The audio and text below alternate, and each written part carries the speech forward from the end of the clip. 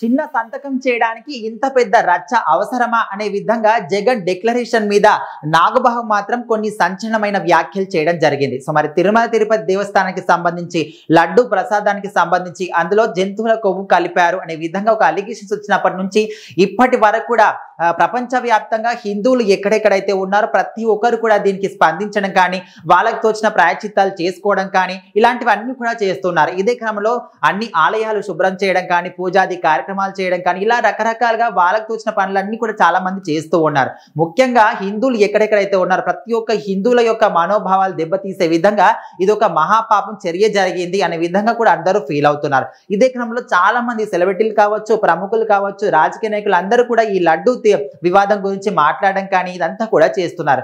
ముఖ్యంగా కూటమి ప్రభుత్వం ఏంటంటుందంటే ఖచ్చితంగా వైసీపీ హయాంలోనే జరిగింది, వైసీపీ హయాంలో ఎవరైతే టీటీడీలో ఉన్నారో వాళ్ళు ఇదంతా కూడా చేశారనే విధంగా కూడా వాళ్ళ అలిగేషన్స్ తీసుకొస్తున్నారు. సో అదే విధంగా సుప్రీంకోర్టు కూడా చంద్రబాబు మీద కూడా కొన్ని వ్యాఖ్యలు చేసింది. ఏ విధంగా అంటే నిజ నిర్ధారణ కానప్పుడు, ఖచ్చితంగా వాళ్ళే చేశారని మీకు తెలియనప్పుడు, ఆధారాలు లేనప్పుడు ఎందుకు మీరు ఈ విధంగా బయటికి తీసుకొచ్చారు, అప్పుడే అఫీషియల్ గా ఎందుకు చెప్పారనే విధంగా కూడా సుప్రీంకోర్టు కూడా చంద్రబాబు మీద కొన్ని వ్యాఖ్యలు చేసింది. సో వాటికి కూడా పవన్ కళ్యాణ్ కావచ్చు, ఇంకొంతమంది బీజేపీ కార్యకర్తలు కూడా సుప్రీంకోర్టు వ్యాఖ్యలు కూడా సరికాదు, ఎందుకంటే ఆయన ఒక రాజ్యాంగ పదవిలో ఉన్నారు, రాష్ట్రానికి సంబంధించి సీఎం కాబట్టి ప్రతి ఒక్క విషయంలో కూడా ఖచ్చితంగా మాట్లాడతాడు, ఆయనకు ఆ బాధ్యత ఉంది అనే విధంగా కూడా కొంతమంది సుప్రీంకోర్టు వ్యాఖ్యలను కూడా ఖండిస్తూ వస్తున్నారు. సో అదే క్రమంలో ఇప్పుడు రీసెంట్ గా నాగబాబు కూడా స్పందిస్తున్నాడు. ఏ విధంగా అంటే డిక్లరేషన్ అనేది ఒక చిన్న సంతకంతో పోయేదానికి జగన్ ఇంత పెద్ద రచ్చ సృష్టిస్తున్నాడు, ఇది అనవసరంగా ఇదంతా కూడా చేస్తున్నాడు, కావాలని బురద చల్లే ప్రయత్నం తీసుకొస్తున్నాడు జగన్మోహన్ రెడ్డి అనే విధంగా కూడా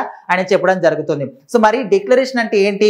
అన్య మతస్థులు తిరుమల తిరుపతి దేవస్థానానికి వెళ్ళినప్పుడు మేము పలానా మతం నుంచి వస్తున్నాము, పలానా ఇక్కడ నుంచి వస్తున్నాం కాబట్టి మేము ఈ దేవుని కూడా దర్శించుకుంటున్నాం, మాకు ఇలాంటి ప్రాబ్లం లేదనే విధంగా ఒక డిక్లరేషన్ సర్టిఫికేట్ మీద సంతకం చేసి మరి ఇక్కడ దేవుని దర్శనానికి అయితే వెళ్ళాలి. సో అదొక సర్టిఫికేట్ మీద సైన్ చేయడానికి ఎందుకు? అంటే నీకు దేవుని మీద భక్తి ఉందని నువ్వే చెప్పావు, నువ్వు క్రిస్టియన్ అయినప్పటికీ కూడా నేను అన్ని మతాలను కూడా గౌరవిస్తాను, 4 గోడల మధ్య నేను బైబిల్ చదువుకుంటాను, కానీ బయటకు వచ్చినప్పుడు ప్రతి ఒక్క మతాన్ని కూడా ప్రతి ఒక్క దేవుని కూడా నేను గౌరవిస్తాను, పూజ చేస్తాను అనే విధంగా కూడా స్వయంగా నువ్వే చెప్పావు. సో మరి స్వయంగా నువ్వే చెప్పినప్పుడు అక్కడ డిక్లరేషన్ సంతకం చేయడానికి, చిన్న సంతకం చేయడానికి ఎందుకు? అంటే దేవుని మీద భక్తి ఉందని నువ్వే చెప్తున్నావు, మళ్ళీ సంతకం చేయడానికి ఎందుకు ఇదంతా రచ్చ చేస్తున్నావు? నన్ను కావాలనే వద్దన్నారు, నాకు నోటీసులు పంపించారు, ఇదంతా కూడా అనవసరంగా కావాలని రచ్చను సృష్టిస్తున్నావు జగన్మోహన్ రెడ్డి అనే విధంగా నాగబాబు మాత్రం చెప్పడం జరుగుతుంది. సో మరి ఏదేమైనప్పటికీ ఈ ఇష్యూ గురించి నిజంగా దీని వెనకాల ఎవరున్నారో, జంతువుల కొవ్వు కావచ్చు, పంది కొవ్వు అంటున్నారు, చేప నూనె అంటారు, రకరకాలుగా